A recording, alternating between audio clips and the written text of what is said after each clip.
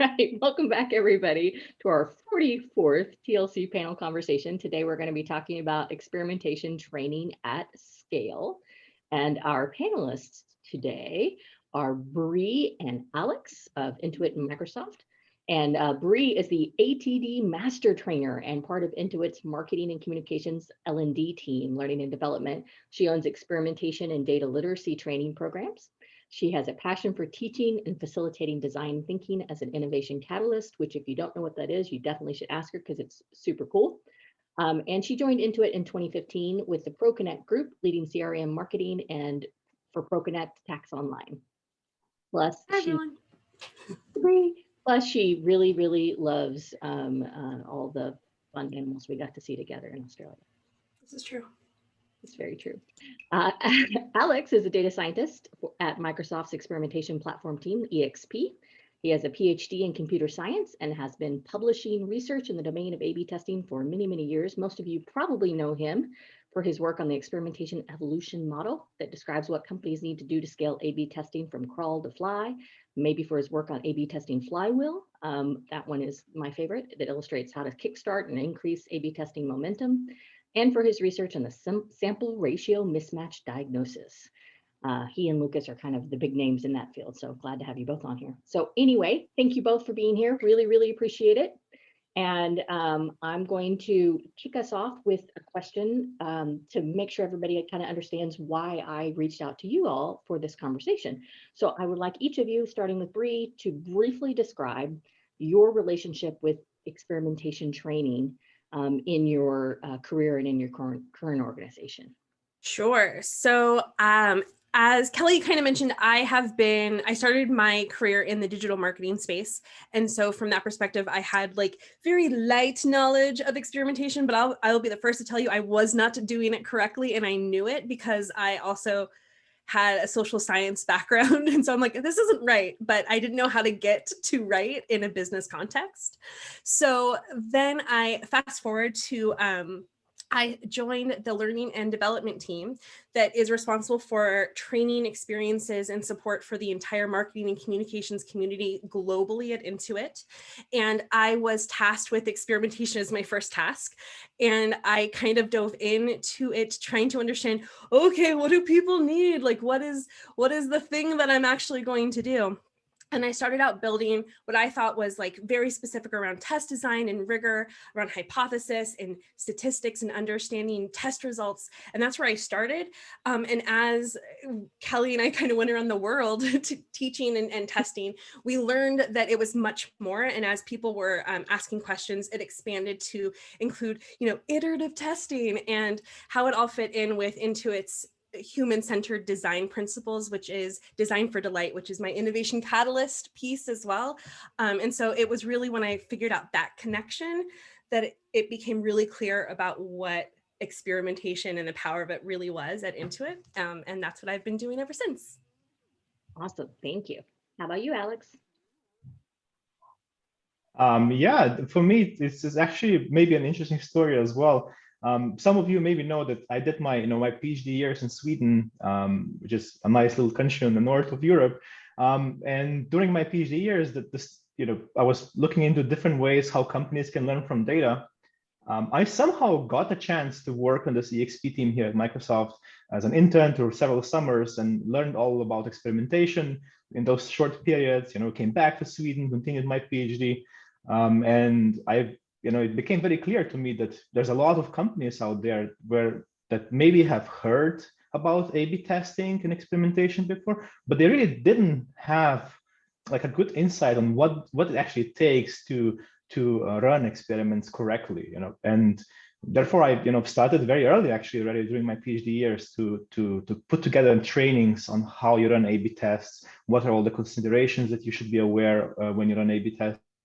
I've been doing those therefore for many years. And even nowadays at Microsoft, when I have a chance, I think pretty much almost every month, at least once, I tend to do at least one training company-wide with just sharing the most important information about A/B testing about both statistics, but also about processes, and just getting people to understand that A/B testing is it's a big thing to take on if you haven't done it before. So in short, my story with A/B testing really comes from just trying to solve the challenges that people come to me and ask me, like, how do I do this? Well, here's the way to do it. Just, helping people out is what led me kind of to do those trainings. That's awesome. So I'd like to start, now that we kind of have an idea of how you all both have come to the world of experimentation training, I'd like to start with a question about why. Like, why do you think experimentation training is necessary? Why does it matter? What impact does it have? Where do you see the greatest need for experimentation training? Either one of you can start.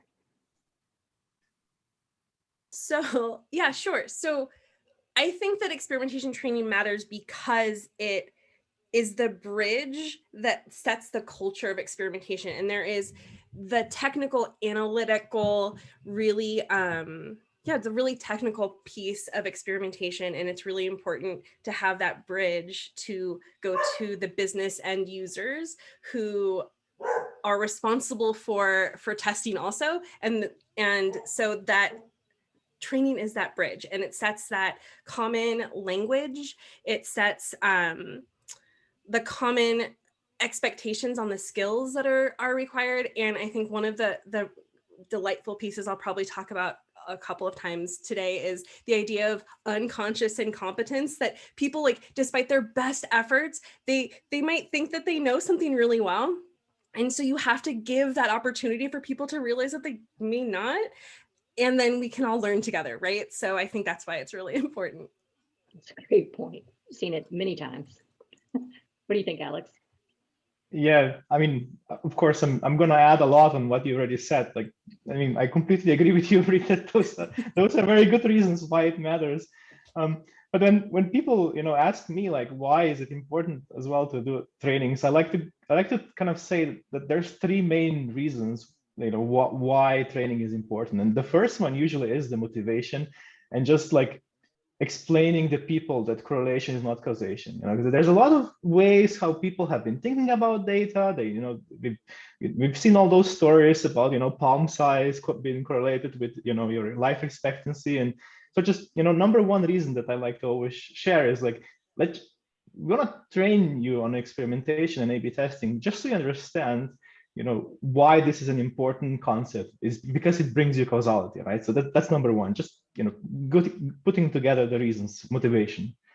And then what you already spoke about, all this technical details, the statistics, is like it's a lot to unpack and understand. So having a chance for people to learn about the statistics of A/B testing and all those basic concepts that are needed. I hope we're going to talk a little bit about false positives, false negatives, those surprises that come during A/B tests, right? People have to know about those things, otherwise they will make wrong conclusions from time to time.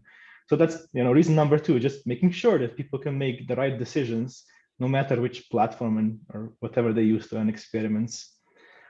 And the third one, which is something that I see more and more important for why training is on A/B testing matters, is just to set expectations right.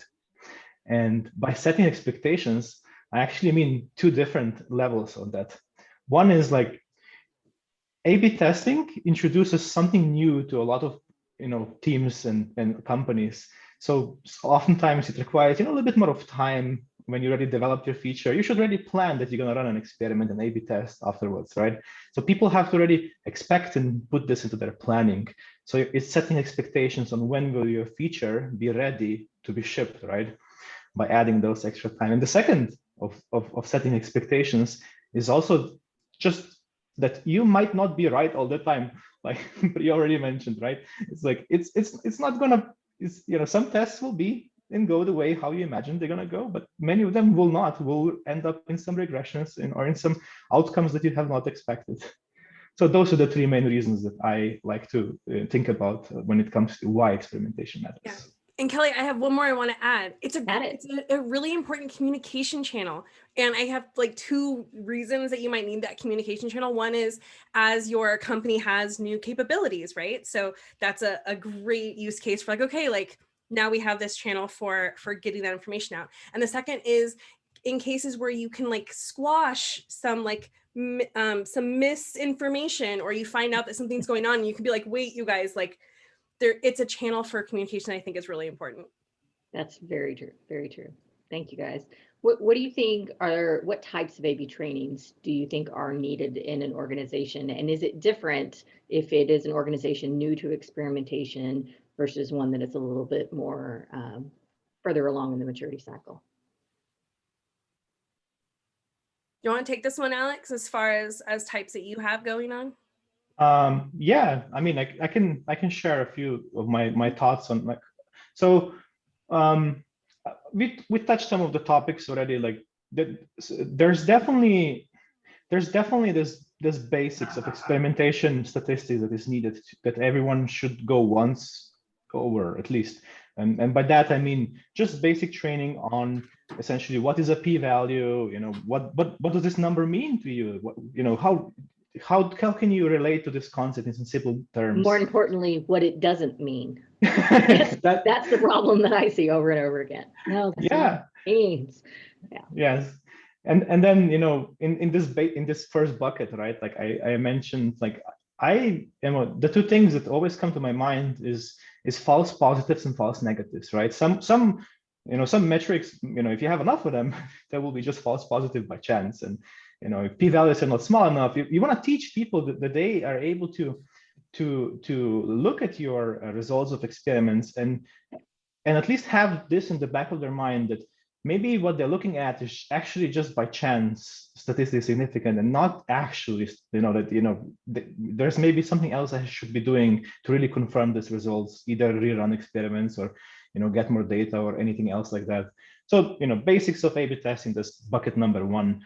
I often approach that problem with, you know, probably a lot of you do that as well, by explaining to people that, you know, there's two universes that would be the ideal to have, and clone them and just give experiences there, but we cannot do that. So A/B testing is really our best this interim step. And that usually very well works to get people motivated to listen on why A/B testing statistic is important. The second thing that I think when it comes to training is the platform itself. So ideally, no matter which platform you're using, is going to be self-explanatory enough, so you can, you know, click around, find tooltips, find, you know, links and all the understandings. But at the end of the day, A/B testing has, again, a lot of nuances. So some training on the platform and how to use it correctly, what features it has. This is something that, you know, I've seen useful across any team essentially. And like Bri mentioned, like if you have new features, you can, that's a good chance for you to actually go and promote them at that moment as well. Yeah, I would also add, because Kelly and I taught statistics a ton, and we always taught, like, approached it as a test. And in one of our tests, it was in London, and we started out a workshop day with a statistics module and had people get up and leave. And so that was when we learned to never lead with statistics. So we always started with something light and more fun, setting more context, and then but we've always challenged ourselves. Hit them. Right, but it's always been a challenge to make it fun. I'm not joking. I have music every like session and workshop I do. I'm dancing, I'm making jokes. Like, we have as much fun as possible, because it's like, not, if I'm having people come out of their workday and workflows to come into like a learning mode with me, I'm going to reward them with fun. And that also means that I think about the hands-on activities as much as possible. So for statistics, the thing that we have found that works the best is having people go through exercises with different calculators and having them consider what impacts different variables have, and how and we ask them follow-up questions, right? And so that's a really great example of like the applied hands-on training piece that I think is really important. Yeah, that's a great suggestion. Yeah, add music and add like fun content. Yeah, um, I didn't go to that extent yet to have music in my stats classes. I think that's a great I have a insight. playlist I can send you. It's a It's Please, amazing. yeah, please do that. Yeah, that sounds really fun. But personalizing it a little bit with like, usually when I do some training, there's oftentimes another, one or two colleagues on the team who maybe are doing some other parts. And then I would personalize the examples and I'll say like, oh, here, my colleague, whatever his name is, he ran this experiment and he completely broke it. And it becomes a little bit of a comedy show. That helps, keep the attention of the audience to a certain extent. But music would probably help much more. Yeah. Yeah. And the other thing that I think about in terms of like types of training is how to get into the flow of people's work. So sometimes you get people to actually take an hour out of their day or 90 minutes, but oftentimes I don't. And oftentimes I'm trying to get them to use a framework that I have thoughtfully designed to provide like tips and like out points and connection points to like training if you need it. Like, because the learning as you do is really the way that people learn 80% of the things they need to learn on the job, right? Yeah. And Kelly, you asked also what other types there are. Like, Yeah. I also want to call out, like, kind of this is usually is a progression path, just as you kind of mentioned, right? Once you cover those basics, then there is the next step, and there's many next steps that at least I personally find useful. The next one, once people are kind of familiar with the basics of A/B testing and the stats and the platform, it comes with metric design. So like, the reason you run all those A/B tests is that you're gonna actually find, the impact of your ideas that you're testing. And you will not do that unless you have very good metrics in your platform. And unless you spend really a lot of effort in designing your data pipelines and your having high data quality on top of them, and then having awesome metrics, awesome success guardrail, and data quality metrics that you can use in your A/B tests. So that like one of the key things that I think that really I've seen help many companies around the world is this training on how do you design really good sensitive A/B testing metrics. So and this is now the next level, right? Like once people get comfortable doing their A/B tests, maybe they're starting to become a little bit more of a, okay, how do I make A/B testing better for my company or a team? And this is where this comes in, right? The training on metric design. And I wonder, Bri, if you've done something like this as well in your environment. Yes, so we definitely talk a lot about metrics because it's something that marketers struggle with, how to pick a metric that is actually impacted by the test and not their like ultimate output metric. And so oftentimes that's where we have to start the conversation, is by grounding ourselves in like the different metric types. And then we, to your point, use like really customized, like every time we approach a new class, like how can we bring their product, their business into the examples and have them engage with working out like what metrics actually make sense, what they could use. And it's really the discussion base. And I am one who, I have e-learning and I love that it's like available to people, but I will tell you for the end, till the end of time, as loud as I can, it's my soapbox, that like that nothing will beat the discussion of like that live discussion and the impact of a live discussion. Nothing substitutes. Especially when you can see their face and you see the light bulb Yes. go off when they understand for the first time the difference between the decision metric and the guardrail metric. It's amazing. Like, oh, okay, so I understand. I'm trying to influence this thing and I don't want to hurt that thing. And it's super helpful. Yeah. And then there's this next level as well, right? Because like everything so far, we kind of talked about like, you have some training, people come and they come with this conscious mind, I'm going to learn something today. Mm-hmm. And you prepare material up front and you have everything ready, your playlist and stuff, right? So that's all great. But like there's this other aspect of training that I think we haven't even touched yet, which is really also important, which are the actual discussions and examples that people are discussing live, right? So if you have an A/B test, I mean, one of the best ways to get things moving forward is the idea of the flywheel that you've probably seen, but it's like you have to do small things that make people excited and Yes. learn small things at a time. You don't need a 3-hour training every month, right? Get a good A/B test that someone has been running on a team, or maybe even externally, it doesn't really matter where, and you have a weekly discussion about it. You share it with the team, like, oh, what do you think about this metric movements? Are there some any unusual things that you see? So it's kind of like it becomes an analysis, a joint analysis with a lot of people that just look at it, and a discussion like why things are happening the way they're happening, what other metrics potentially we should have on an A/B test. And beginning, some people maybe will just listen in, but over time they will learn that how to contribute and how to become better, and how to think in this way, that you have to always improve a little bit.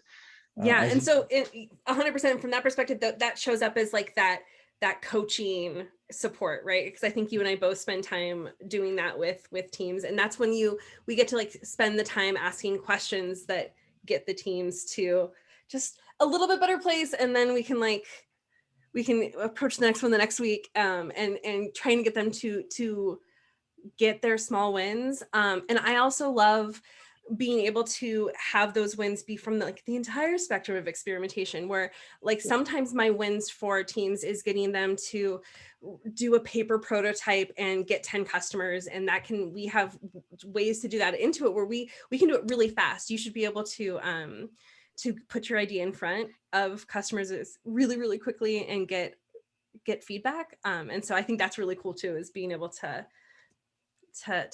pick from a spectrum to deliver those quick wins. Yeah, and Intuit's one of the best that I've ever worked with doing rapid experimentation to get some evidence that then supports a more costly and resource heavy A/B test.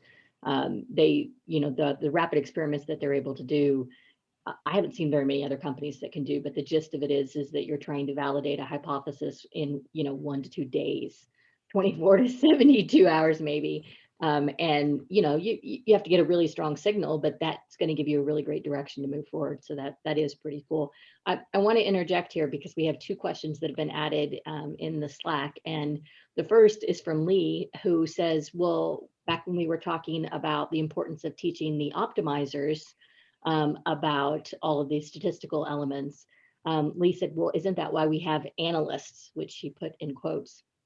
But I wondered what your all's take on that was about, should the marketers, should the optimizers have this skill as well as the analysts, or is it, what's the rationale for them also having that? I feel like the rationale is definitely 100% they should be able to, they should have the skills to, right? And the expectation that we all will move faster if everybody can be more in the driver's seat and thoughtfully, critically engage with the data they have and be able to analyze data. I'm not saying that analyst marketing relationship isn't one of the most important ones, because Lee, that's not true. I think it's the most important. But I also think that analysts, from our perspective, spend too much time answering things like sizing questions and helping marketers and their business partners get to a point where they can, they know if there's a there.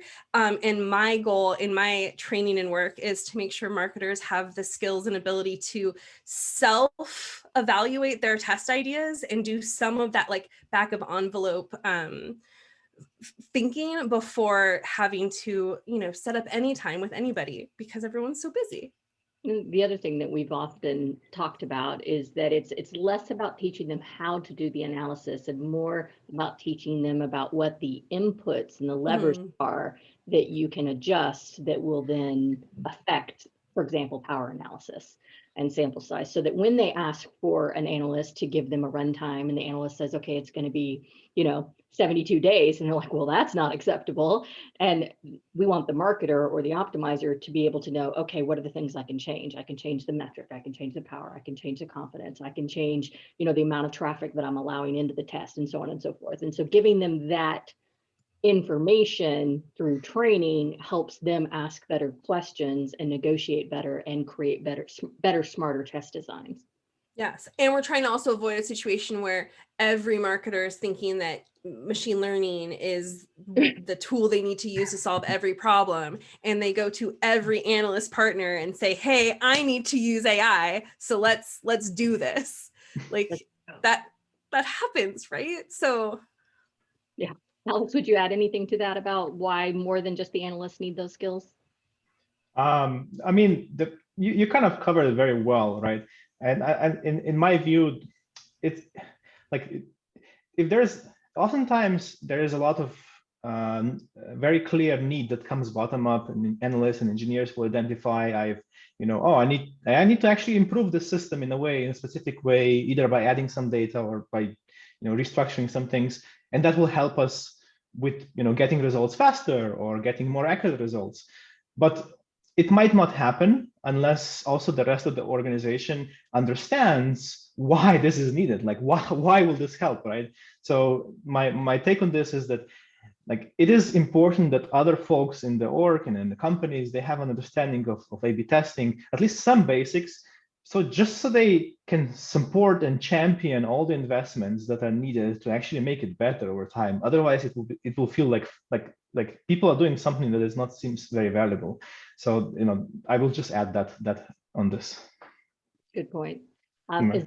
Ezekiel asked, that statistical knowledge, how much depth do those bases should those bases have across the management structure? So far, I found regardless of how many times you explain certain statistical principles to certain roles, since they don't have a recurrent use or practice of the terms and the foundations of them, they usually forget what it means and go back to their previous belief. And like, I'm translating this for you, Ezekiel, let me know if it's not accurate, but what this reminded me of is how many times you have to repeat to a stakeholder that, a 5% lift with 95% confidence does not mean that we have 95% confidence that the lift is 5%, and retraining what that actually means over and over again so that they're not, annualizing it and putting it in the P&L.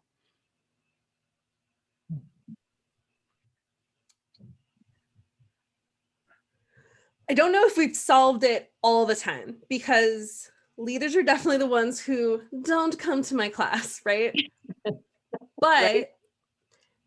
we do spend a lot of time from a bottoms. We take our opportunities where we get them. And so from our training perspective, that is giving, the people doing the tests, the words in the script to have better conversations with their leaders. And I spend a ton of one-on-one coaching time doing that with people so that they feel confident in negotiating what KPIs they have, and that sort of thing. So one part is that repetition doesn't ruin the prayer. So some things you're going to repeat forever and ever. And my other thing is, like, I will make, and I'm not joking, I will make a leave behind infographic job aid with a request N of 1, because I will assume that other people will need it. And so, like, I will make just like reference tools as quickly as they are requested. So that's also a way that I try to help get that language out, have that reference point, because to your point, there are people who will learn it and not need to use it and forget it. And so again, it goes back to access points. Like, how do I get at the point in those experimentation conversations? How do I make sure that the resources and reference guides are there at the time? And to add to that, I mean, I've seen many times leaders in very senior executive positions learning A/B testing that, surprised me with the depth of questions that they had on A/B testing as well, right? So there's this other side where sometimes I maybe have to go and open a book to be able to answer a question for a leader. Like, so sometimes they really dive deep and try to understand the very concrete aspects of statistics. But to kind of, I don't think that leaders that necessarily need to be really in-depth trained on stats and all those elements that we talked until now, as much as they have to actually be, having an understanding on metrics. Like I already mentioned metrics before, right? Because A/B testing, sure, there is some statistics, but at the end of the day, it's a lot about metrics. And leaders, they care about metrics, right? They care about KPIs and organizational goals. And when it comes to A/B testing, A/B tests are some activities that you usually run in a week, 2 weeks or so, whereas some organizational goals are oftentimes maybe quarterly or longer, right? So one thing that is important to communicate to leaders is that, once we go down the path of A/B testing, the metrics that we will be measuring in A/B tests, they will be proxies. They will need to be proxies. You have to invest in good proxies of your goals. Yep. So leaders have to understand that this work needs to happen, and that in order for their goals to really to show what is moving the needle in their goals, they have to understand why investments in metrics are important, and in particular that we need to relate them to their goals. 100%. 100%. Yeah. Measurement frameworks and goal trees and communicating that broadly and getting everybody bought in is super, super important. So I talked to both of you a little bit about this idea of certification programs, and I want to clarify a little bit that it wasn't when I brought it up, it wasn't about like technical certification for a particular platform. What I have seen a couple of companies using is that you have to go through like the right practice or statistics or decision science or whatever language they're using, but you have to go through enough training to understand things like false positives and power and the differences, depending on whatever platform that company is using, if it's fixed horizon or sequential design or Bayesian or whatever, but understanding enough so that you can make good decisions. And what they're doing is requiring people to go through that training to be able to be certified so that they can then have access in a decentralized organization to run whatever they want to run with testing. And I've seen several different ways of doing this. I've seen, training, and then you take a test and you get the keys. And I've seen training, and then you get soft keys where you're allowed to set things up, but you still have to go through a review process where they look at your test plan and your test setup. And when you get at the end, when they approve the launch, you have to share your analysis with them so that somebody can review it. And then basically, they baby step you up until they're like, okay, you've graduated. Now you have full access. So I was curious, number one, what do you think of that idea? And number two, have you seen it in play anywhere? We are exploring the idea of certification, but I would say that we're doing it from a different perspective. Because while it is true that we do, the idea, it's logical that if we are expecting business users to have more driver's seat access to experimentation, that we would want to make sure they know what they need to know, right? Sure. But from a learner perspective, I want learners to have validation that they learn what they think or what they set out to learn. And that validation of learning equals confidence to actually do the thing that we're giving them like authorization and validation to. And then hopefully it's also about their career and long-term growth. It's about an Intuit experimentation certification meaning something. And so this would only work if that is able to be true, but that it has to matter for the user. It can't just be for the business. That's a great point. Yeah, I think I kind of discussed with you as well with this it's that certification per se is not something that I've explored or I've seen, some of the close context explore recently. But when it comes to something similar that comes to my mind is essentially the graduation of experts, right? So we don't necessarily give certificates or something like this to people, but there is something that we call a notion of a champion. Yep. And at least I myself and many others as well, we differentiate between an experimenter and a champion, and maybe even liaison as the three main roles that we like to reason when it comes to different teams or even companies. So experimenters, they go to their basic A/B training, and they are ready to learn and to run their own A/B tests with the help of either an expert or a champion, right? In the end of the day, the two are hopefully the same person at the end of the day, but there is really this key component which helps you both scale but also make the right decision, is that in every org, in every company, there are a few people who become a champion, and usually for that, you need to have some kind of checklist. I like checklists a lot. You've probably seen we publish papers that we call them checklists. So you need to have a checklist. Like, what does it mean to be a champion, right? Okay, they've done all this basic A/B testing statistics, sure, but they've also they solved a few very mysterious A/B tests problems that through interactions that they worked with the big expert team. At Microsoft, we do have this one A/B testing team, which is a bit larger. It has a lot of vision, and a lot of champions do work as well with this team. So essentially making sure that you have a checklist in place that covers both stats, platform, and metric design, and all this fundamental things that a champion needs to know, and check them off. And you kind of like you work with them over time. You see now they're ready to go in the world, just like our children. And it's this is something that I found immensely helpful, right? So, and it's not even necessary. Like, I have not explored giving this information to the other people and say, hey, you checked off all the boxes, now you're ready. I don't usually give that information to other people. I just say like, oh, now it really seemed to be very good on your own. It's ready to, you can go and help others on your own without my help.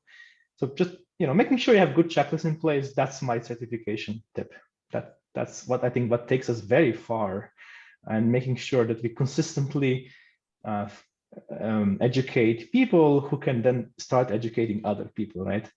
So you're saying like define what it means to be an expert, a champion. I'm not sure the difference between a liaison and a champion in your organization, but in order to be a champion, you have to like have these checklist items. And the importance is, first of all, defining what those are, secondly, recording them, and then I guess third is the experimenters should be working with those champions to make sure they're following the right practice and designing and delivering high quality tests. Absolutely, experimenters should be working with champions, and especially when they start. However, over time, they will get enough of those insights. Now, I didn't touch so much about the platform aspects yet, right? Because like a lot of those things should also be embedded in the platform, such that that was the question I was about to ask you. I don't know if you had a chance to see it, but Chetan just asked, what's stopping the platform from pushing for the right practice, from embedding a sample size calculator and within the UX presenting the takeaway you want instead of a p-value or whatever. No, they come hand in hand. You need both. Platform needs to have all these features so people cannot make mistakes, but you need champions to actually help reinforce and repeat what came out of those trainings, what those mistakes can even be, and even help you set up experiments correctly, right? You can have all the best features in place, but sometimes you run into leaky abstractions, or how Lucas calls them, and you probably champions and good understanding, they are not replaced by an advanced platform. They work hand in hand. And you asked me about experimenters, champions, and liaisons, right? It's, again, I'm just speaking from my broad experience from working with many companies. An experimenter works a specific feature and is running a very specific experiment. It's very clear, and a champion usually helps a team or two, right? But then liaisons, usually what I've seen is you need someone in an organization who is looking through all the different teams, in this part of the org, and is thinking ahead, like, okay, they're starting, to run maybe like a performance A/B test, some ranking A/B test, like what will these teams need in 3 months, right? And there's kind of like those people who are thinking ahead and making the roadmap for A/B testing in an org, right? So those are not necessarily like, sometimes you have one person who can do all those three things, but sometimes actually all those three things are their own full-time jobs. So that's why I did this differentiation in those three roles. That's awesome. I want to point out Micah's response to Chetan's original question about what's presenting the tool, because I think it's interesting. Mike points out that the tools have to go domain specific, occasionally at least, to be able to have sufficient context to give insight. In his experience, vendors have been challenged trying to get domain expertise, and have been willing and being willing to narrow focus. And I find it interesting in your case, of course, Aleks, you're using the Microsoft internal experimentation platform, EXP, and Intuit, you have the Intuit experimentation platform, IXP. And I'm just curious if it's maybe a little bit easier to provide more educational context within the platform if you're just helping a single industry. And I know both of you have the possibility of other folks using the platform, but I'm wondering about the applicability in other industries. Have you guys thought about that at all? I definitely think of IXP as a place where training can live, and some of this information is should be, and we are doing things like bringing in that data into, or the sample size calculator into the tool.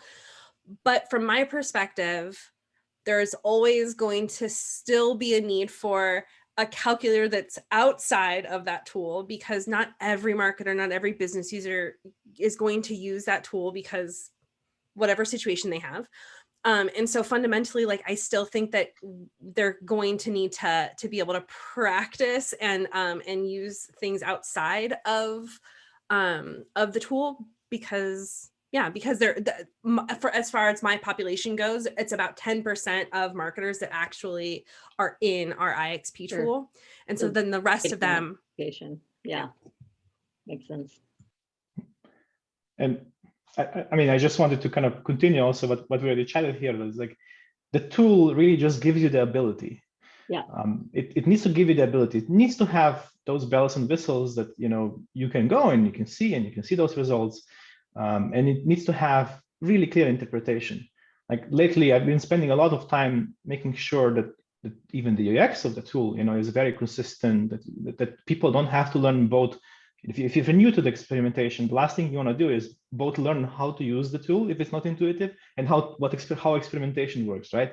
Those two things have to be separated, right? You have to make sure that the tooling itself is very right? Because if you make it super interpretable, then some large names tools that we will not name, you know, when they first got in the market, they were focused so much on making it easy so that anybody could test without any statistical knowledge of what was happening, that, you know, you could launch a test and in 5 minutes have statistical significance.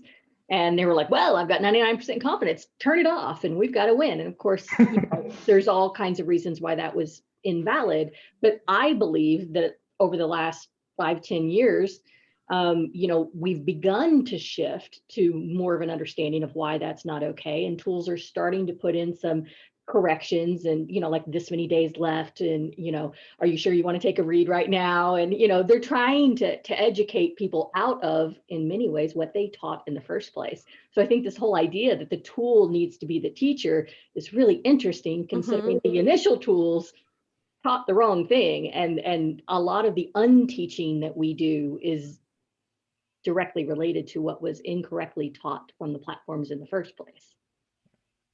And then there's also at some point there's also you hit the wall, right? It's like you can bring all these nice features, like you've seen our papers on like diagnosing SRMs, like, you know, we like I have a blog post as well, like if we like build tooling that helps you like understand why your SRM is happening, right? Great, this is like it's really like we spend a lot of time doing that, right? But the thing is that at some point you kind of hit the wall, and it's like getting from this point forward and building more features and learning and training from this point on in the platform will just be really costly. And then having that support on top matters, right? Those champions really matter a lot. Concrete example, another one is like, you know, counterfactual logging and doing those things correctly. Like it's sure, yeah, you can do that in a platform as well, but giving people the flexibility to as well input, like at what points they want to, you know, zoom their analysis to, and educate them, you know, when it's not good enough, like when you will get some bias. It helps. It immensely helps. It prevents errors. It prevents bad decisions. It's education and platform features go hand in hand. That's the key message today. Well, I have a question, and then I'll ask your question, Stephen. If there was just one concept that you wanted your optimizers to learn, what would it be? And then the same question for like the stakeholders, the people who are most impacted by or who are requesting the experiments in the first place. What one thing would you want them to know? Just be mindful of metrics. Don't cannibalize each other. like invest time into metric design, thinking what's important about the product before or during, and it's mostly before you run your A/B tests, to make sure that you're optimizing in the right way. You know, think deeply about success metrics and what really is success in a product. This is directly for the, you know, the optimizers to think, because it's very easy to go one way very deep. Someone else will cannibalize and they'll just, you know, move your just results. Yeah, moving the money around in a shell game. Yeah, I would say it's definitely metric design. And then I also from a stakeholder perspective I want hypothesis. I want hypothesis into iterative testing, because fundamentally that is what allows for a good story to be told, Right. and proves the value of experimentation programs. Yeah, so when you say the hypothesis, are you talking about like you don't want them coming to you and saying, I want to test this offer? You want them to start with, yes, start like, with a what's question, the business problem, the customer problem, 100%. like, Yeah. how do we, yeah, okay, why are we testing this? What are we trying? Yeah, which directly leads into then the correct metrics, hopefully, if we've done our job right. All right, so Stephen's question. Some experiments are tweak a previous experiment and go. So like the iterative testing, reuse the same experiment design over and over again, and all we're doing is tweaking little components of it. Users of those don't need a lot of training, obviously, because it's already been done. Other experiments are unique, need significant design expertise. How do we handle this when it comes to training, given that leadership thinks all A/B test training is the same and should be quick, fast, and simple?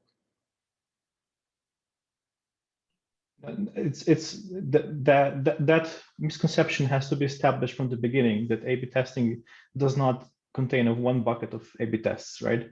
I've seen this happen across companies. It's what usually is done is there's a high touch, low touch A/B testing. You can do your own naming, you can do all divisions, but some A/B tests are very straightforward. You categorize them as low touch, and most people can run them on their own, and management will already have an expectation how much will that take, right? Have this notion of like a high touch, low touch up like in your org, and then management will be clear, okay, this is a high touch experiment, it might take longer, we need more investment here. So this has to be established upfront through your training, through your internal documentation or whatever, and that then helps set expectations, funding, and everything else to make sure that it can be done correctly. Yeah. Let me dive in, because I have at least 3 more questions, and I see some other folks typing as well, so I want to make sure I get to them. So let me first ask, what format do you find most useful for teaching? And then I'm going to piggyback on that and ask, how do you reinforce your teaching after it's completed? Format is hands-on real work as much as possible, is what I would say. And then the second question was reinforcement. Yeah, how do you reinforce what you've taught once they've gone through a workshop or a training? So for reinforcement, what we have is, like, as I mentioned, like kind of like the reference tools and job aids, and then we send out quarterly refreshers with like e-learning content and that sort of thing. So we invite people into refreshing. You do the office hours too. Oh yeah, we do office hours for sure. And we do one-on-one coaching and team coaching. And so it's almost like people come into the class and they get, it's almost like they meet me. And then as they go into their work and they have the need for, they have questions or they're trying to apply some of the concepts, then they'll reach back out and do coaching. Yep. What about you, Alex? I mean, very similar. Like, in fact, I'm sometimes a bit worried because I'm afraid that I'm a little bit of a pain from time to time to some people. But essentially, what I'm quite a like, I like to be a little bit more on the process side than maybe some other folks, right? So what I like to do, is to make sure that if it's especially if it's like a newer team or anything like that, is like we would do like a proper entrance review where you just sit down for an hour and like, what's your hypothesis, what metrics you're going to be looking at, what's the power duration, just kind of like build this, like all these new questions for the team that maybe they have not, if they didn't go to the training before, this may be new to them. It kind of starts there, the journey, right? It starts there, then they go run an A/B test. You would communicate throughout the A/B test with the team and like ask them again, like, did you, it says the power here. Do you think you have enough power? So you start asking some probing questions, right? I know the answers sometimes to them, but I just try to like see if people are thinking this way, if they're still on it, working. And then there's the exit usually, like, the A/B test is completed. I would ask them, okay, let's sit down, let's do an exit review. Let's look at the results. What was your hypothesis again? Can you explain to me? What did you want to do here? And so, yeah, like I said, I'm a little bit of a pain sometimes. But this really, I think helps people and like understand how important these things are to me and to others, and how important it should be to them, right?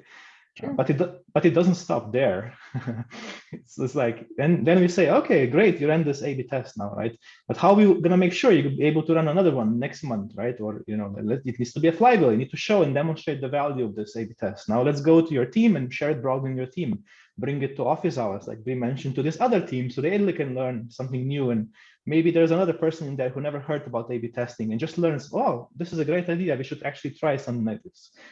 It doesn't stop there. I ask them, we have a best experiments talks from time to time, right? And like, if I cannot include all of them, but like sometimes I find examples and ask them, come here and again, tell us what was your hypothesis, and repeat all this procedure. So essentially, so it's not just what they learn from the test, but you're having them, when they share it out, they're sharing the entire process. This was the hypothesis. This is how we selected our metrics. This is how the test was set up. That's brilliant. I've seen a lot of the sharing the results and what we learned, but not from the beginning to the end, because then you're not just teaching, scalable learnings, you're also teaching scalable process. That's yes, and always what are your next steps? Okay, what are you gonna do now? And then I put myself a calendar in mind in 3 weeks from now when they told me they're gonna do something, and I go talk to them like, oh, how's that going? And the first time you lead someone through this journey, you want to be over cautious and like try to get them on this right track. And over time, they will not do all those things, right? But they will at least gonna meet some 80% of that bar that you brought them to. So like, be very, show a lot of energy in the beginning, make sure that they run those A/B tests well, but that they can also communicate them well, create excitement around the work, and share those learnings is super important. But a lot of steps in the beginning. That's so brilliant, because how often do they understand how to like launch the test and maybe how to read the results, but if they haven't designed the test in the right way, the results are meaningless. Yes, exactly. Yeah. All right, so I have 2 questions in Slack and at least 1 question that we had planned to talk about. I don't think we can get to all 3. So the first thing I'm going to ask, if you can give a really quick answer, is how do you measure success of your training efforts?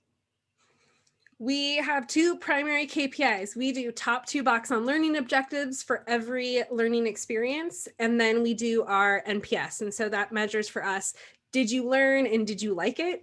It's kind of how we think about it. And then we've also been working on post assessments where we are 30 days following up, asking how their confidence level on the skills from that session. It's all self-reported. Okay. Yeah. It's very similar. Quantitative learnings come right away from the class with like, NPS and, and was this content useful? But the interesting thing is then we also do like twice a year or a few times a year, we repeat those questions again, but more of like how useful, to what extent were the specific aspects of the training that you went through in your last period, right? So essentially it's immediate after training, and then, a few months later to make sure what of it was useful into what. Yeah, exactly. Yeah. And then there's a qualitative aspect as well. You work with those people and you kind of see like what did they learn, what was maybe not working very well. That helps improve the training too. Okay, well, I'm going to direct both of you to the TLC calls channel. I'll ask Lee's question really quick and we'll close out, which leaves Micah's question unanswered. So I'd love it if you all have time to answer that question after the call. And I also want to give a quick reminder to everybody that in 2 weeks, we're back on Friday. We'll be with Dr. Ellie Fight, who's going to talk about her profit maximizing A/B testing method. She calls it test and roll. It's pretty cool. It's a Bayesian strategy, and I hope you can make it. And if she has a paper, and there's a calculator, and there's all kinds of cool stuff, which we'll share in a couple of weeks. So Lee's question, how have you explained experimentation versus personalization versus both in your training efforts? We talk about it from a hypothesis perspective. So if you have a hypothesis and you're trying to learn something, it's an experiment. If you are moving it also helps with like multi-arm bandit, explaining that, like the difference and why you don't get the same kinds of learning is because it is, it's optimization and not around experimentation. So that's one piece. Alex, what about you?